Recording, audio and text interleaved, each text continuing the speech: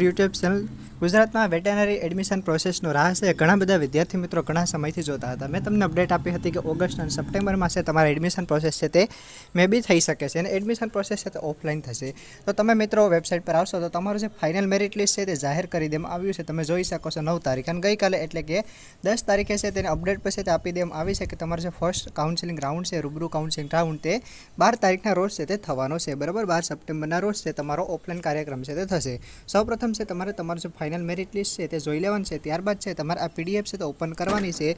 તો આપણે આ પીડીએફ ઓપન કરીને જોઈએ કે કઈ વિદ્યાર્થીને કેટલા વાગે અને કયા સમયે જવાનું છે. તો મિત્રો તમે જોઈ શકો છો પીડીએફ છે તો ઓપન થઈ ગઈ છે. તમારો જે ઓફલાઈન કાર્યક્રમનો પહેલો રાઉન્ડ છે તે 12 તારીખે છે. બરાબર, 12 તારીખે છે તમારે જવાનું છે અને તમારે જવાનું ક્યાં છે તો કે તમે છે ઓનલાઈન તમે પ્રવેશ ફોર્મ ભરતા હોય ત્યારે તમે જે હેલ્પ સેન્ટર પસંદ કરેલ હોય ત્યાં છે તમારે જવાનું રહેશે. તેમજ સમય અહીં આપેલો છે. બરાબર, ગુરુવાર 12 તારીખ તેમજ સમય આપેલો છે કે જે પીડબ્લ્યુડી મેરિટ ક્રમાંક 1 થી 6 હોય તેવા વિદ્યાર્થીઓ 9 થી 9:45 સુધીમાં 9 થી 9:15 સુધીમાં જવાનું છે. તેમજ 1 કલાક પહેલાં એટલે 8 વાગ્યા સુધીમાં છે તે રિપોર્ટિંગ કરાવવાનું છે.